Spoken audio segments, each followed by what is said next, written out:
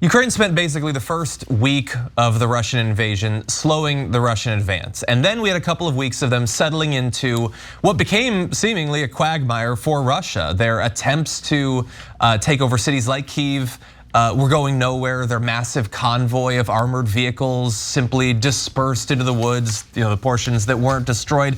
And now there's actually evidence that some of the territory that Russia had taken is being retaken by Ukraine, according to the UK. We'll get to that in a second, but first the specifics. The town of Makariv, west of the capital in Kyiv, is now back under Ukrainian control. They said that the state flag of Ukraine was raised over the city. It's part of the fiercely contested suburban areas around Kyiv where Russia made large early advances but then started to suffer problems. And according to the UK Ministry of Defense, Ukrainian counterattacks and Russian forces falling back on overextended supply lines has allowed Ukraine to reoccupy towns and defensive positions up to 35 kilometers east of Kyiv. And they believe that that is likely to continue at this point. And by the way, there seems to be somewhat of an admission of this changing situation on the Russian side, with the defense ministry official Sergei Rudskoy saying just earlier today that the main goal of the Russian operation is, quote, the liberation of Donbas, which admittedly is what they pretended it was going to be initially, but it is clear from what they were doing in their first few weeks that their intent was to destroy the military capability of Ukraine entirely and take over as many major cities as they can. If they're now communicating that they are focusing once again on just the eastern portion, that could be a tacit admission of increased Ukrainian abilities and resolve. Guys, this is an amazing story. Look, when Russia stalled while doing that 40-mile line of tanks headed toward Kyiv, first of all, they were headed towards Kyiv and they got to 12 miles outside of Kyiv and they were in their clear intent was to circle Kyiv, the capital. They're nowhere near what the Russian minister was talking about, which is in eastern Ukraine. So there's no question he's lying about their original intent. But when they stalled, we were like, whoa. That is unexpected, right? And then, so it was unexpected by us, and it was more importantly unexpected by Putin. Putin thought that they would be able to take Kyiv and the entire country in 2 to 3 days. I don't think even Cheney believed it when he said that we would be greeted as liberators in Iraq and they would throw roses at our feet. I think he was just trolling, right? And it was so easy to get the mainstream media to go, oh yes, of course, Iraqis will love when we drop bombs on their heads. And that was clear propaganda. In Putin's case, it appears to be Propaganda Plus, a new streaming service. So it was Propaganda Plus, he actually believed it. And so they didn't adequately prepare. So one, the Ukrainians did an unbelievable job of fighting, unbelievable job.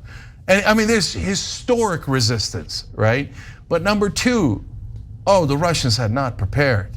So now there is real evidence, not just propaganda, because the Ukrainians also do propaganda, and they're actually really, really good at marketing. They've been great at that as well as military resistance. So I look out for, it's just the Ukrainian government saying it, I'm like, grain of salt, a little Salt Bay on that one. I love the Ukrainians, but of course in the middle of a war, they're gonna do marketing / propaganda, right? Yeah. But now there's actually heat mapping showing where the conflicts are, where they're actually firing back and forth. There's other external evidence showing the Russians are in retreat. They were 12 miles outside of Kyiv, they're now 20 miles outside of Kyiv. They're going backwards. And there are reports that the Ukrainians have now surrounded, the Russians were supposed to surround the city, but Ukrainians have beat them back so much, they have now surrounded 10,000 Russian troops. Now, again, this now gets into borderline marketing, we'll call it that. So it's impossible to know in the fog of war, but at least there's talk of mass Russian surrenders of thousands of soldiers. So if that happens, so then either Russia's gonna fully retreat and say, yeah, we meant just to take another province in eastern Ukraine, right? As they're indicating now, or Putin's gonna lose his mind and things are gonna get worse, right?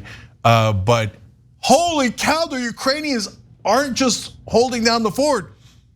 They appear to be actually winning the war against Russia. Unbelievable. Well, they're both tough people. Like we know Russians are tough, and we know Ukrainians are tough. I used to actually go to this boxing gym called Wild Card in Hollywood just to exit. I never got in the actual ring to even with the headgear. This nose was not made for boxing because it's just a great target. But one time when I was in there, this is where Freddie Roach trains Manny Pacquiao. It's like a real pros come in, and one of the Klitschko's was in there training. And when he would hit the heavy bag, the whole building would shake. I watched this guy and I go, if this guy even got close, I would die. So Ukrainians are tough people, but Russians are tough too. And what we're finding out here is with the arms that we've given them, the West has given them a lot of military aid and military support. I think that that our equipment is definitely something that's really helping here. It reminds me of when the Taliban took back Afghanistan again, and they were like sitting there in like American tanks and stuff, and I was like, oh no, here we go. It's we've armed them and they're able to fight, and also it's their country, by the way. If any country's going to learn, that was America with Vietnam. We were there for several years and didn't win anything. We left, and so similarly, anytime you try to take over a country like this. I mean, Ukraine is like a country of 40 million people. It's a big country. And what's a shame, what's heartbreaking at the end is that these guys are neighbors, and there's a lot of Russian Ukrainians, and like this just shouldn't be happening, and yet it is, and it's heartbreaking. But again, in a weird, sick way, I think we all get caught up in we're like, okay, now I'm rooting for the Ukrainians to kill the Russians, but I'm like, I don't want the Russians to die either. I really would just like Vladimir Putin to disappear somehow, and maybe some open-minded leader would come in and go, all right, let's find a way to exist together. But who am I? I don't know. I'm in Vancouver where weed is legal, so maybe I'm high. I don't know. That does sound pretty good. Yeah, both the legal weed and that, but 100%. So super quick, Vitaly Klitschko, by the way, is the mayor of Kyiv. So that hitting that bag is a lot like the Russian army right now. It's shaking, right? And I just want to say on the toughness, the Russian people are super tough, but when your supply lines are cut, you're gonna starve. And there's no toughness out of starvation. Yeah. So those troops, if those reports are accurate or anywhere near accurate, those Russian troops are in a lot of trouble. Yeah, and we will have to wait and see, as you said, and we have said 1,000 times during this conflict, grains of salt on literally every piece of information coming out of there. And also, devil's advocate, a retreat can mean many things. It could be a retreat. It could be that they really do think that they can accomplish more taking over fully the eastern regions and then potentially using that as a staging ground for a reinvasion. It could be that they initially sent in logistical support for a conflict that could last 1 week, and it might have been sufficient for that.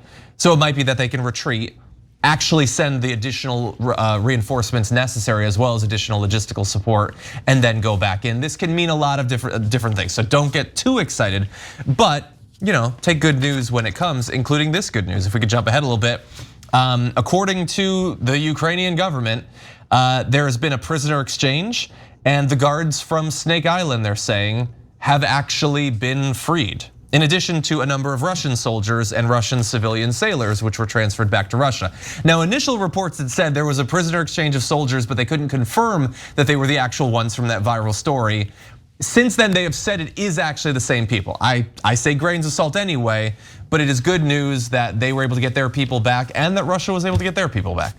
That is fantastic news. Those guys are heroes. Thanks for watching The Young Turks. Really appreciate it. Another way to show support is through YouTube memberships. You'll get to interact with us more. There's live chat emojis, badges. You've got emojis of me, Anna, John, JR. So those are super fun. But you also get playback of our exclusive member-only shows and specials right after they air. So all of that, all you gotta do is click that join button right underneath the video. Thank you.